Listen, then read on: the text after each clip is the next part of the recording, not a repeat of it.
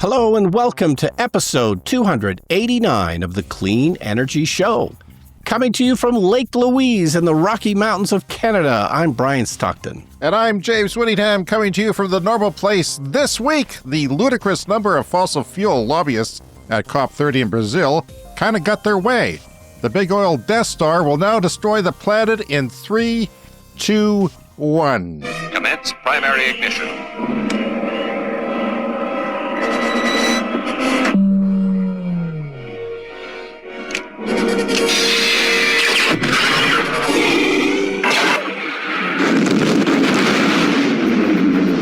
That doesn't sound good.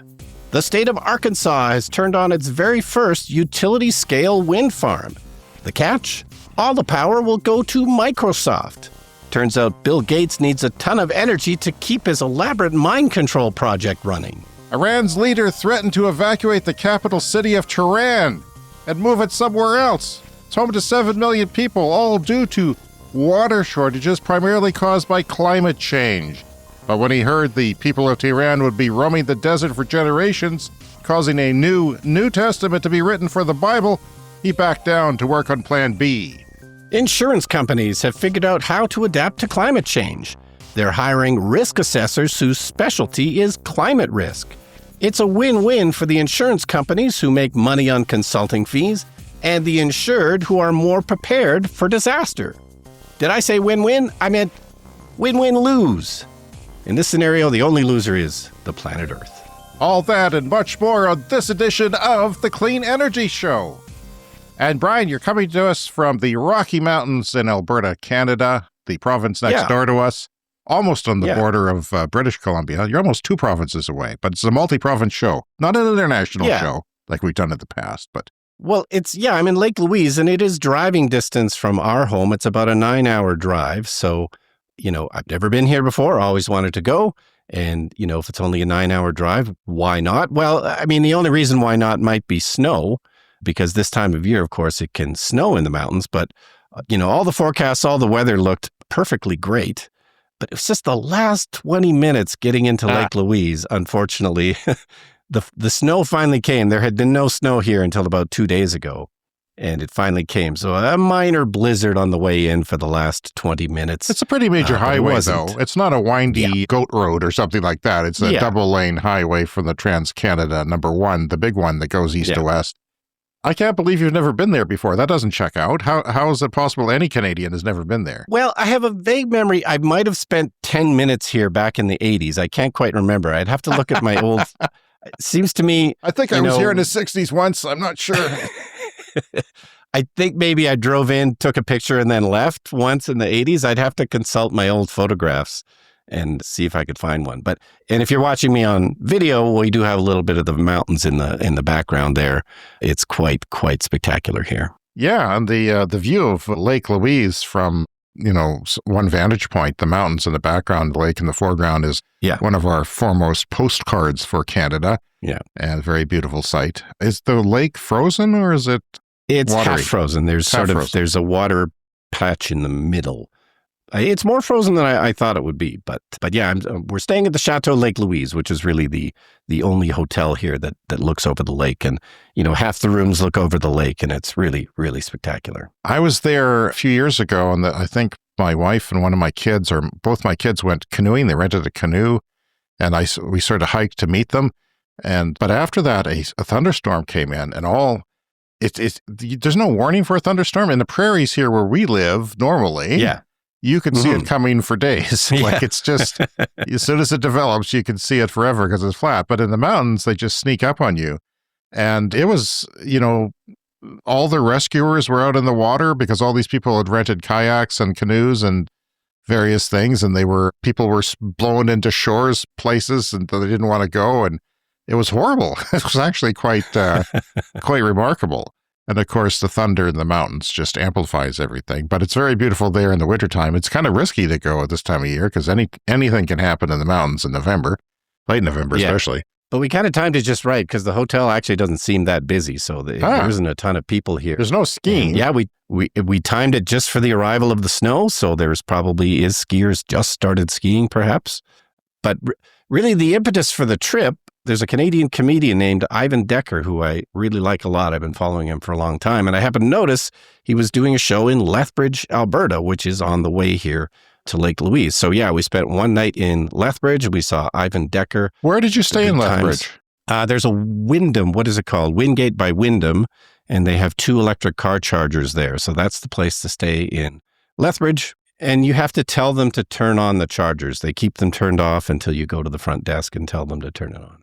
They just keep them switched off until you check in and you say you need it turned on. It's funny that Lethbridge in oil country has the most EV chargers for hotels of anywhere that I've ever been. But it's not bad. And of course they're open because nobody's using them. Yeah.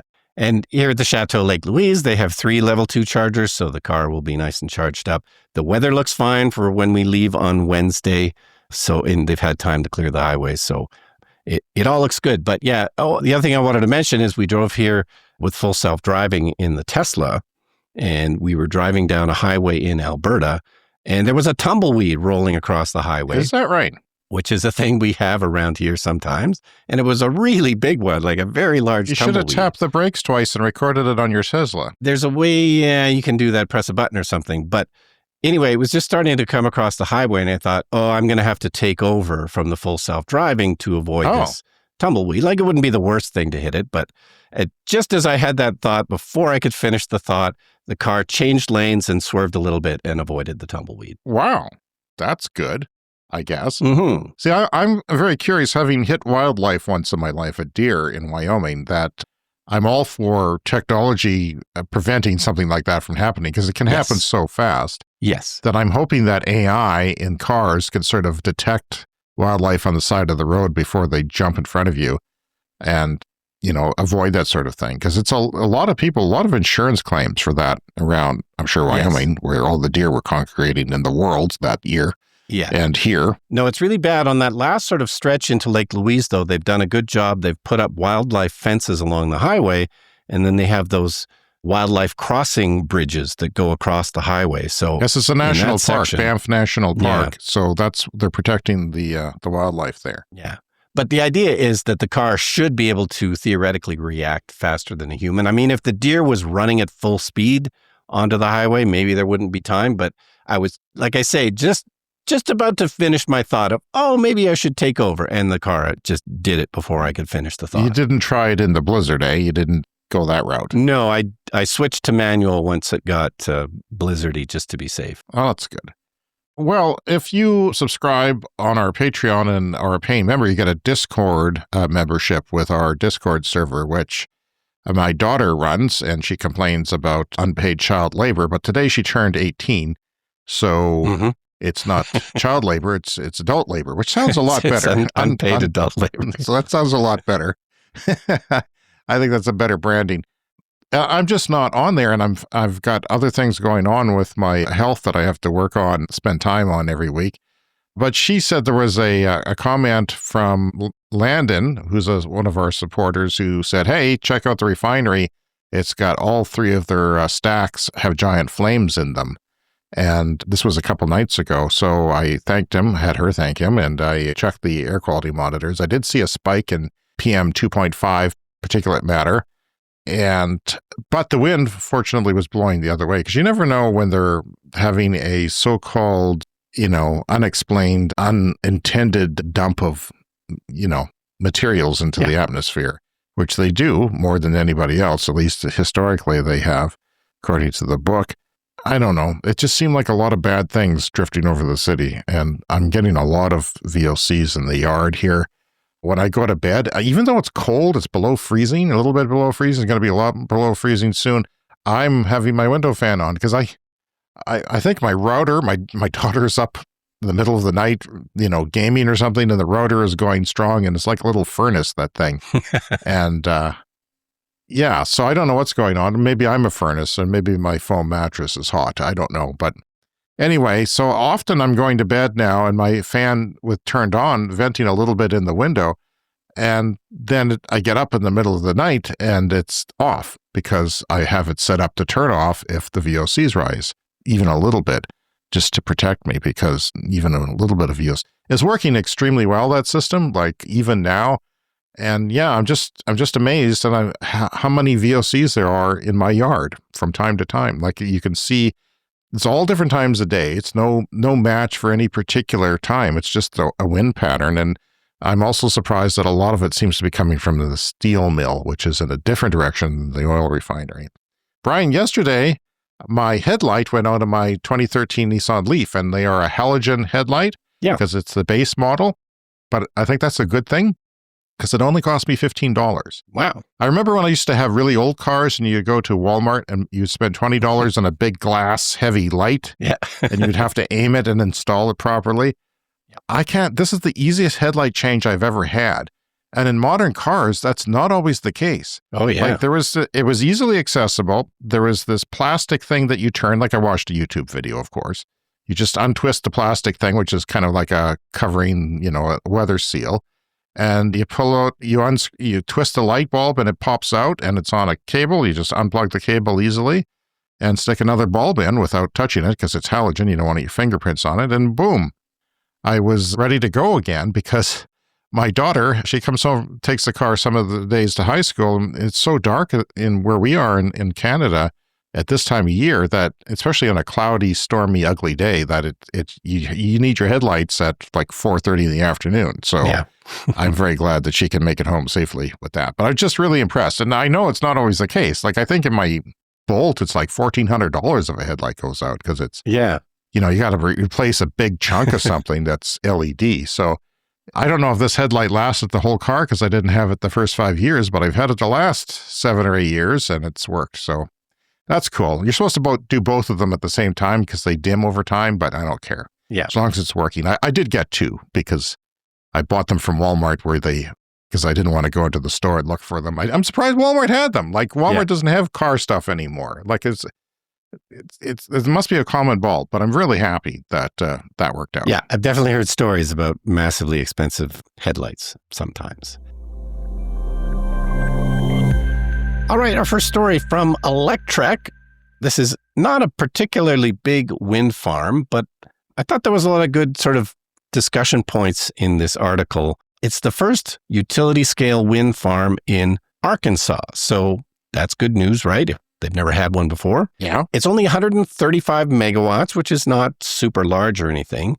I thought it was interesting that, we always talk about very, very large wind turbines. These are 4.5 megawatts. So the small ones are still, being made and being deployed. I don't think that's uncommon for, onshore, like on land. Yeah. They tend to be smaller than I think that's pretty common size now. Yeah. I think that's the size that they're putting up around here as well. They're not putting up many as well here, but they're also around that size. Yeah, it's hard to tell from just looking at them because they always look enormous. But so it's 32 of these 4.5 megawatt turbines. But yeah, all the power is going to Microsoft. Like they have a deal with Microsoft. So, unfortunately, the first wind farm in Arkansas is just for Microsoft. Just for Microsoft. And probably wouldn't exist if it wasn't for Microsoft. Well, maybe the good news is maybe they'll get used to it and put up some more. Yeah. And say this isn't the end of the world. Like if Microsoft needs this, maybe we do. Maybe our power utility does. Yeah, well, the bad news is that just the regular utility customers don't get the benefits of this. But the county that has, given out the permits, they're going to get $950,000 a year and then $50 million to local landowners over the project's lifetime. So all these farmers are getting paid. Wind turbines are great for farmers because they don't really disrupt what you're already doing with the land. There's just that small footprint of the, where it actually connects to the ground. So that's good. So yes, that, should be a good step forward in Arkansas. But, we've been always talking about these gigantic projects in China. So, this was newsworthy because it was the first one in Arkansas. But it was just sort of a reminder of how much further the U.S. has to go to catch up with what China is doing. Like it's just one gigantic project after another that we keep talking about here on the show. And, still we have states that have never had them before. And you remember, China is almost the identical size geographically to the United States. If you superimpose each of them, they're about the same. But, a lot of China's population is concentrated on the coast. Yeah. And of course, it's got a lot more population than the United States, a lot more population well, except for India now, but it's a huge country population-wise, and they have lots of deserts where they sometimes pump in solar on high-voltage DC lines, which is, they're at the forefront of that too. But the United States isn't terrible, I wouldn't say. In the past, they compared to some countries, compared perhaps to Canada as far as modern renewables go, but hitting a bit of a problem there. Hit and miss. And as we all know, AI, it's obviously a huge news story these days, how much energy all these AI data centers are going to take up. So it's not just the normal growth of the utility grid that we need. We need extra growth to handle all the extra stuff that, we're doing with all this technology. So yeah, in this case, it all goes to Microsoft. But I guess if, they would just be buying it, sucking it out of the grid if there wasn't this project. So sort of a mixed bag, good news, bad news kind of story. Well, as you may have heard, the annual COP30 conference, the Conference of the Parties, is a meeting that's been going on for 30 years. All the countries in the world, even Russia, but not the United States this year. The United States did not send a government delegation. There was delegates there, but not a delegate, not an official government, presence, which was kind of good and bad, though, because they could actually, they had this conference recently where they were working on maritime pollution from ships, like International Marine Organization, IMO, I think, and they kind of sabotaged it. They went there and they sabotaged it because they don't believe in climate change. Yeah. At least the government of the United States doesn't believe in climate change. But so in a way, it was kind of good that they weren't there. But there was no mention of fossil fuels in the final agreement, which a lot of people wanted, and it just didn't end up there. Transition away from fossil fuels. A promise to do just that was made 2 years ago at COP28 in Dubai. But it's those words that petrostates led by Saudi Arabia have been trying to unpick, to the fury of the 80 countries who want a concrete roadmap away from oil, gas and coal. Fossil fuels are the cause of more than 80% of the emissions that are generating climate change. We cannot look at the people and the future generations if we don't do something now. And we cannot accept a text that is not dealing with the real problems. Fossil fuels had been mentioned 3 times in the original draft text, with plans to encourage countries to overcome their dependency on fossil fuels, or instead to urge them to work together on phasing out fossil fuel subsidies and to transition away from fossil fuels in a just, orderly and equitable manner. But the final draft, subject to fierce lobbying, dropped any mention of fossil fuels at all. And of course, that pisses me off, Brian. I'm not happy about stuff like that. It's not to say that the conference wasn't a failure as a whole, but there was a hope and a movement by many countries, vast majority of the countries in the world, to have language to phase out fossil fuels, to find a pathway to do that and to negotiate that. But no, Saudi Arabia and even Canada didn't sign on, and I don't think India and China did either. But former U.S. Vice President Al Gore, who I love because he's emotional and angry like I am, he was emotional and angry in a tweet, which I'm about to read to you. He was at the talks, not representing the United States, because no one was on any real level, but he tweeted the following: Petrostates and their political allies are doing everything they can to try and stop the world from making progress on solving the climate crisis. They fiercely oppose what would have been the most important step forward at COP30, the development of a roadmap away from fossil fuels, wanting nothing more than the world to kick the oil can down the road. When it comes to global climate action, the COP30 consensus is the floor, the bare minimum of what should be done, not the ceiling that limits what is possible. Despite Petrostate's attempt to veto the development of a roadmap away from fossil fuels, the Brazilian COP30 presidency will lead an effort to develop this roadmap, bolstered by more than 80 countries that already support the effort. Ultimately, Petrostates, the fossil fuel industry, and their allies are losing power, says Gore.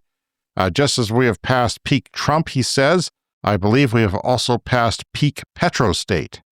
They may be able to veto diplomatic language, but they can't veto real-world action. Countries, companies, cities, and states worldwide are moving forward to adopt the clean energy solutions that will create jobs, grow economies, and prevent the health catastrophes associated with burning fossil fuels. The rest of the world is fed up with delay and denial. Now is the time to forge global partnerships among all levels of government, the private sector, finance, and civil society to cultivate and achieve the level of action necessary to fulfill the promise the world made to the future generations under the Paris Agreement. And of course, Al Gore, noted for having invented the internet, maybe not, maybe that was a mistake, that was a misinterpretation, but he has been supporting climate as long as anybody alive, pretty much. The first Earth Summit, or United Nations Conference on Environment and Development, was held in Rio de Janeiro, Brazil, from June 3rd to 14th in 1992. And we have a clip from... I believe, and many others do, that the task of saving the Earth's environment will become the central organizing principle of the post-Cold War world, especially after the Earth Summit. I believe deeply that the United States must be in a leadership position in this post-Cold War era.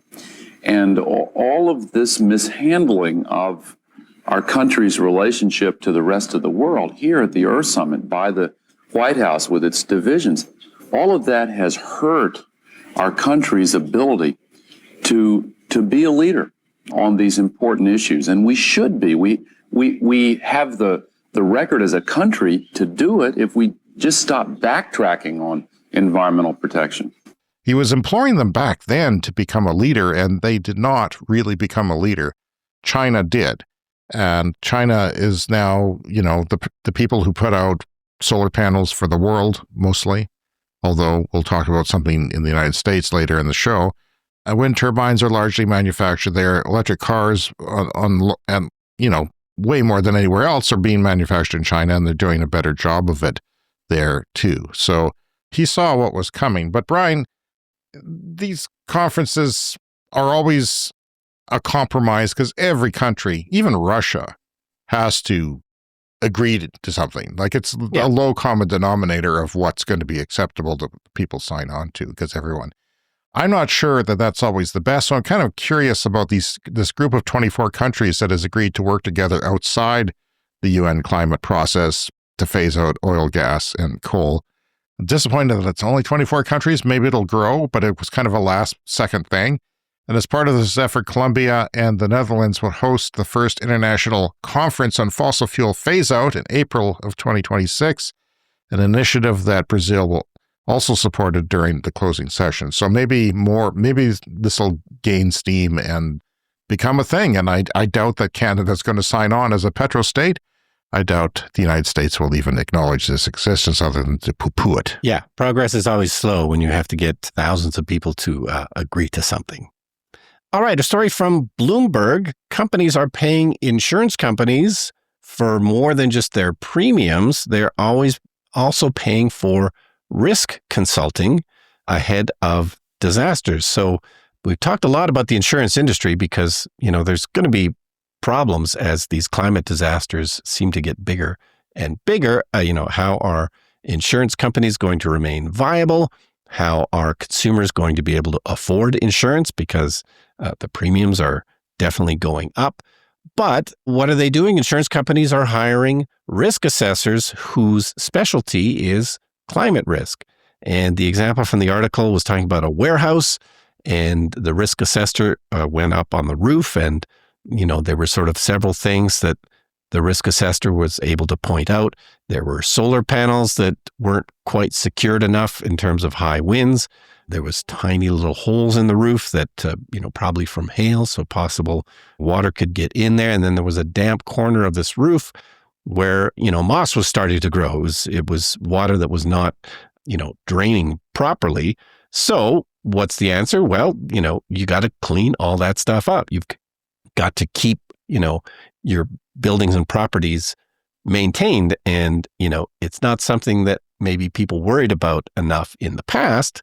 But, in some cases, you won't be able to even get insurance without paying for one of these climate risk assessments. There's certain companies that, depending on where you are and what you're doing, the insurance company might look at you and say, this is too risky. You're going to get flooded out. You're going to get, a hurricane, whatever. But, in some cases, they're able to pay for a climate risk assessment, make some upgrades to whatever, and, then they can actually possibly, hopefully, get insurance. So there's some nice statistics here.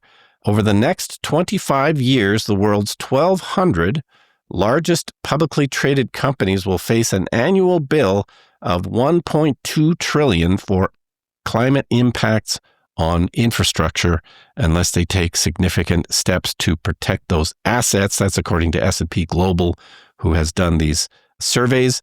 And there's a nice graph here. Extreme heat is the largest of this, 1.2 trillion in potential risks, 700 billion in extreme heat costs, over the next 25 years for the world's biggest companies. So, yeah, this is how the insurance company is kind of trying to get this stuff under control. And, they make more money up front. And then hopefully, their clients are better protected and less likely to make a claim, which is really what everybody wants. Yeah, that's what this is about, is saving the insurance company money, because some insurance places in the United States and California aren't even insuring anymore. Yeah. Right? That's a major issue. If you can't get house insurance, you can't get a mortgage. Yeah. So that's going to ruin people's lives and affect them. Or if you do have a house and it burns down, one day, eventually it's going to burn down in a wildfire or have a high likelihood of that. Yeah, there's fire risk assessors in California, I know, that go from home to home, and a lot more can be done, especially when they're building new homes. But this is a major issue. It's an issue in Florida. It's an issue here. And insurance costs are rising rapidly everywhere. There's hardly a place in the world that's not affected by rising insurance costs because of climate change. And that's now. It gets worse from here. It gets far worse from here. Yeah. We got to do something. And the costs are enormous. We should be doing something about it. But, if you deny climate change, like the administration of the United States, you're screwing your economy in the future. But a lot of it is now. Make money now. Let's get rich now and let God take care of the rest. I have to admit, climate risk engineer is a job that I've never heard before. Yeah. It's a first for me. Maybe it's a first for a lot of our listeners. Kind of a cool job. Yeah, it turns out it is a growing profession. So if you want to get into risk assessment, study up on your climate change, I guess, because basically all the insurance companies now are starting to hire risk assessors with a specialty in climate risk. Iran is described as facing water bankruptcy. What started as a slow-burning problem has now turned into a full-blown crisis. Tehran, home to more than 10 million people, could fail to meet the demand for water within weeks. Tehran may have to move. That's the capital of Iran. And they may have to move due to climate. The president a couple weeks ago said, hey, I don't have a solution. We're running out of water. Or 7 million people, 8 million people are going to have to move, which is an impossible task. So he, of course, backed down from that, or his administration started watering down the language a little differently. But Iran's capital must be moved, he says, because the country no longer has a choice.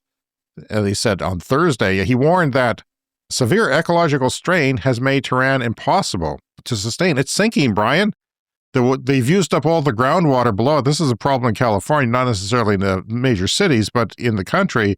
You use up all the groundwater, and that sort of lets you sink. There's not that pool, that lake underground anymore, and the thing sinks. And that affects infrastructure. It affects all kinds of things. They don't have enough water for power there. They're cutting the power 2 or 3 times a week, and they have been since February because of the drought, because power stations take water to cool. A thermal water station, you have to cool things. Even a nuclear plant requires water for cooling, and you can't do that. That is one big advantage of, we've seen nuclear plants in France have to shut down because the rivers were getting too warm. So they had to say, hey, cut it down. We can't lose the fish and the ecological strain that will put on the water system. But wind and solar, of course, does not do that. That's our favorite, probably, renewables that we talk about on the show. He has warned that severe ecological strain has made Tehran impossible to sustain, but both the sinking and just giving water to people. You can't use water at night. They cut off the water at night. You can't use it at night. Power cuts are continuous, which affects the economy. We've talked about that a lot on the show. And even on top of everything else, there's terrible pollution right now in Tehran. And people are told to stay indoors because dust in these desert areas can And most of Iran is desert, but they do have a border with the ocean that they wanted to move Tehran to in the opposite end of the country. Yeah, it's just not going to move. So they were mulling for years, decades, about moving Tehran to the south coast. But cabinet subsequently softened the language and infrastructure. Well, there isn't any. There's just nothing there. So it would be kind of hard. They're running all these water pipes across the entire country, like thousands of kilometers of water pipes to try. Some just go to industry. Some just go to like a steel mill, because you need water for steel mills to cool the steel once it's melted, right? Yeah. And that just turns to steam, and it's probably not recovered. The president also said the pressure on water, land, and infrastructure had left the government with no option but to act. And he said, when we said we must move the capital, we did not even have enough budget. If we had, maybe it would have been done. The reality is that we no longer have a choice. It's an obligation, he said. I don't think it's going to move. I don't think so, but I don't know. He said that Tehran faces a catastrophe as land in parts of the capital sinks by up to 30 centimeters a year. Wow. I'm no engineer. Neither is my son, even though he claims he is. That's a lot on infrastructure. 30 centimeters a year. I mean, we have shifting around here in clay soil, but it's not 30 centimeters a year. Otherwise, we'd all be a pile of rubble here. Tehran is sinking due to over-extraction of groundwater, a problem exacerbated by drought, dam construction, and inefficient water use, which is leading to the soil. The government has done a terrible job, too. They've wasted the water and put it in industry without worrying about consequence. This land subsidence is a major problem because it threatens critical infrastructure like buildings, roads, and airports. It increases the risk of damage from earthquakes. So this makes earthquakes worse. It endangers the city's water supply as well, because that can get cut off, and overall stability of everything. Iran's president warned that mismanagement, construction in upstream areas, and cuts to downstream water flows risk irreversible damage. President Pezeshkian, No, I think that was perfect. said officials across government must work together or a dark future awaits. Protecting the environment, he said, is not a joke. Ignoring it means signing our own destruction. You don't expect Iran to be talking about the environment like that. Yeah. But this is the reality. When reality bites you in the ass, that's what happens. You start talking about the environment. The president said the mismatch between water resources and demand had reached a breaking point. We can bring water from the Persian Gulf, but it would be costly because you have to desalinate it. You have to spend lots of energy goes into that. Solar can do the trick, but still, it's a lot of water. He says the population and construction load can no longer expand. Iran announced in January that the government was studying plans to move the capital to the southern Makran coast, a remote region overlooking the Gulf of Oman. And officials said the shift could ease Tehran's overcrowding, energy shortages, and water stress. This is not good for that city. The idea has surfaced repeatedly since 1979, the revolution, and has stalled due to political resistance and soaring costs. Of course, it would have been cheaper in 1979 than now, but that's the way things work. That's the way the cookie crumbles, the government cookie crumbles. Officials have said that Makran's coastline offers access to the Indian Ocean and a base for sea-linked economic projects like ports. The area includes Iran's only oceanic port. Critics say the region is underdeveloped, exposed to security risks, and far from ready to host a national capital. And opponents argue the country cannot afford the tens of billions of dollars such a move would require. But what are you going to do, Brian? Like, they're between a rock and a hard place. Yeah, water lightly. is, along with energy, we're going to continue to need lots of water in the future. I mean, I think sometimes AI data centers need water to cool things as well. So it's an overall energy crunch, including water. And all this gets worse. Tehran is one place, but this goes elsewhere too. It spreads and it gets worse and worse. That's why we have to do something about it, and we can. Reach out to us now, cleanenergyshow@gmail.com. We'd like to hear from you. Anything you have to say. Coming up next, the lightning round.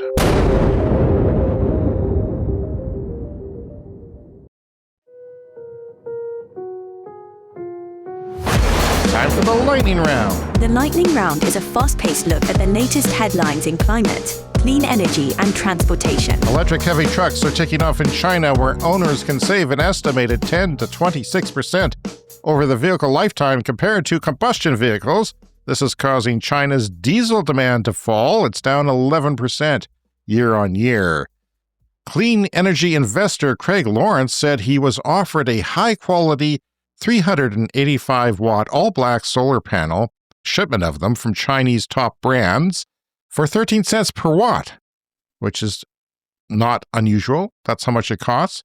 And then you add 1 or 2 cents per watt for shipping costs on top of that when you're buying 1,000 or 1,000,000 of them or how many ever. But the installed cost, he says, in the United States is $3.50 a watt.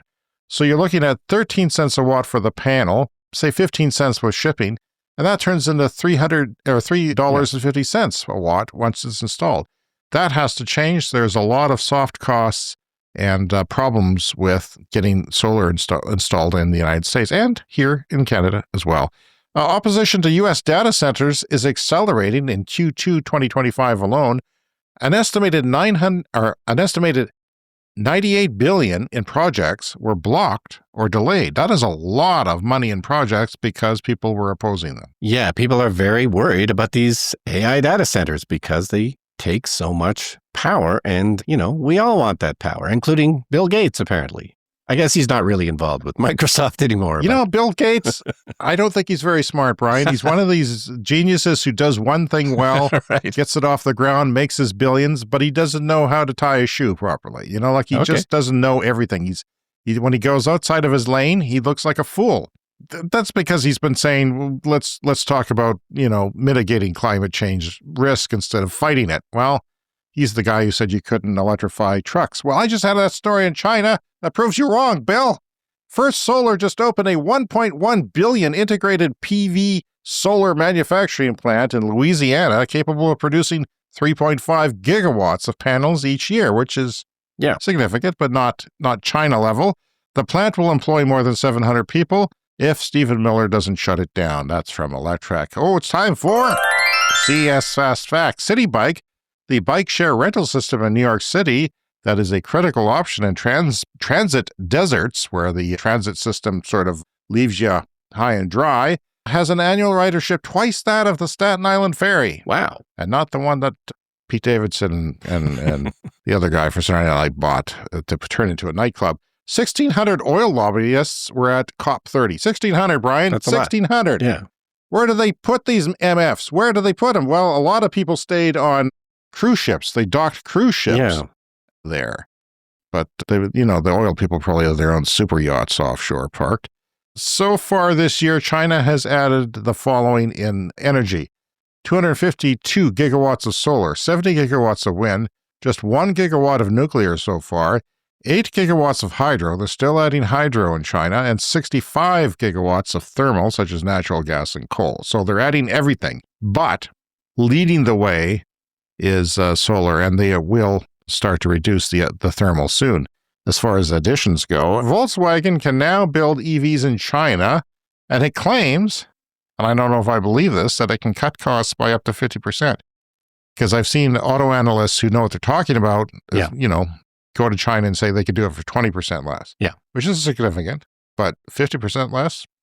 Now remember, this is not cheap Chinese labor. This is automation. Yeah. They're really good at automation there and supply chains, so getting everything from the mine right into the car. And we know the Volkswagen needs to cut costs because they are in potential financial trouble coming up. Big time. China is entering Germany and starting to get a foothold on the market there. U.S. Representative Salazar in Venezuela says, we're about to go in. We need to go in. Venezuela for the American oil companies will be a field day. So oil and military action, still a thing in 2025, Brian, kind of depressing. UC Berkeley is introducing a technology that extends fuel cell life. That's hydrogen fuel cells that turns hydrogen into electricity in cars, whatnot, and lowers green hydrogen costs. It lowers the cost of making green hydrogen, could speed up affordable electrolysis for transportation, industry, and storage. That's the UC Berkeley, University of California, Berkeley campus has got a new technology for fuel cells. The cost of inaction of climate change is something we were just talking about. $7.7 trillion. The total in climate-related damages the U.S. has run up since 2000. That's ridiculous. Yeah. How do you not pay attention to It's that. cheaper to deal with it now than the costs of not dealing with it in the future. China's official news agency puts the country's coal peak at, quote unquote, around 2027 and oil peak around 2026. So that's their official news agency. They're saying coal will peak in a year and a little over a year. I guess we're almost done this one. Oh, it's almost 2026. And finally this week, California, Brian, got water. We're always talking about droughts in California and groundwater and all that, and the heavy use of water for plantations such as almonds. Yep. I like my delicious almonds. Across California, reservoir storage is now at about 114% of the historical average, marking a significant improvement in water availability. A newly released drought map shows more than 70% of the state is now free from any drought designation. And that's a dramatic shift just from August, when nearly 3/4 of the state was experiencing drought, including a small area categorized as the most severe of levels. That's from ABC. And I just want to throw that in because we're always talking about water. Well, in the long term, not a good thing, but right now, at least going well for California, at least this winter. That's our show for this week. You can find us on social media at Clean Energy Pod. If you want to support us, join us at patreon.com/cleanenergypod. And once again, if you want to email cleanenergyshow@gmail.com. And please remember to hit that follow or subscribe button wherever you listen to this podcast. You know what? If you want to join our Patreon, now's the time. We've got a bonus episode coming up shortly. Thank you to all of our Clean Club executive members, Green Bastard and Brett Rowley, and the many dozens of other people who support us on Patreon. You make this show possible. Thank you very much. And we'll see you again in 7 days. See you next week.